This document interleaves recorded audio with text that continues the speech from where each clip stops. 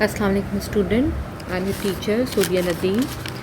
In the previous lecture we have completed our chapter number 12.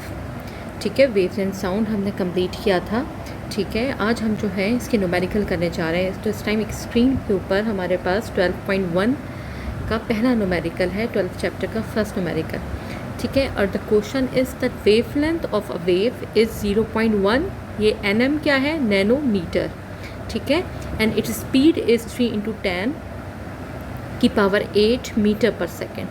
सवाल क्या कहता है? What is the frequency of the wave. ठीक है, क्या पूछा गया है? फ्रीक्वेंसी पूछी गई है. तो हमने सबसे पहले क्या करना होता है? डेटा बनाना होता है. हमने डेटा में बनाया है, पहले जो साइन नज़र आ रही है आपको लैम्डा.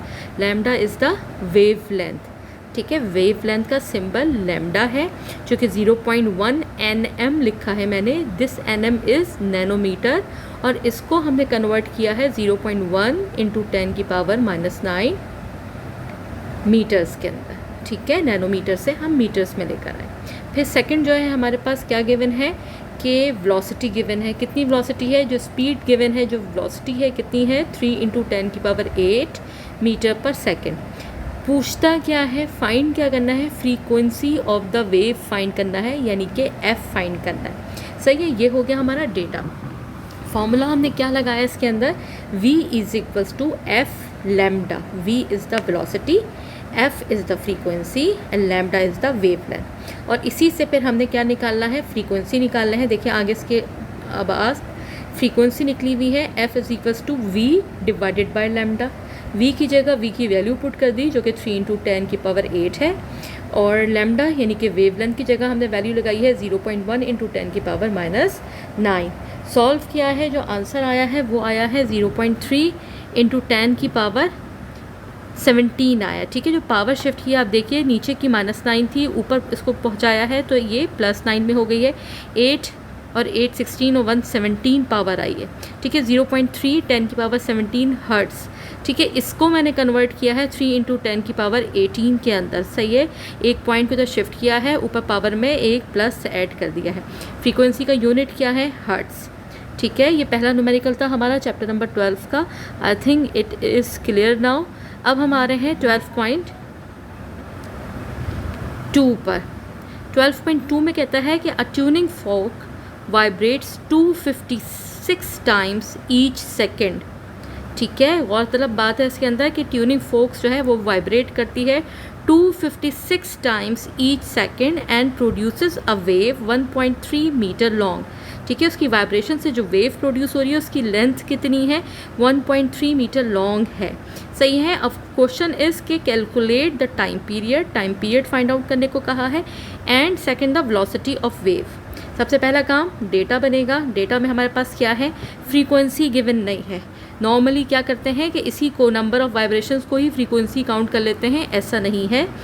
फ्रीक्वेंसी निकलती है number of vibration per unit time के हिसाब से. ठीक है, यहाँ पे बात मैं इसलिए ज़ोर दे रही हूँ कि आगे हमारे पास टाइम डिफरेंट होगा तो फ्रीक्वेंसी पे फ़र्क पड़ेगा. वाइब्रेशंस कितनी है? 256. टाइम उसने क्या गिवन है? टाइम कहीं नज़र नहीं आ रहा आपको. टाइम उसने लिखा है ईच सेकेंड्स. ठीक है, ईच सेकेंड का मतलब क्या है? 1 सेकेंड. तो आपके पास फ्रीक्वेंसी क्या आई है? 256 हर्ट्ज़. ठीक है, यहाँ पर ये फ्रीक्वेंसी और नंबर ऑफ़ वाइब्रेशन एक ही हैं, बट दिस इज़ नेसेसरी कि आप ये स्टेप इसको शो करें. फिर नीचे आ जाइए तो लैम्डा गिवन है. लैम्डा इज़ द वेवलेंथ है, 1.3 मीटर है. सही है. Time period T, capital T. This is not the tension.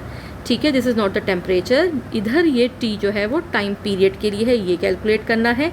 और इसके बाद वेलोसिटी कैलकुलेट करनी है. फॉर्मूला हमने पढ़ा था चैप्टर के अंदर कि टाइम पीरियड जो है वो = 1 डिवाइडेड बाय फ्रीक्वेंसी. ठीक है, 1 फॉर्मूले का कांस्टेंट होता है, reciprocal of frequency = the time period. 1 divided by 256.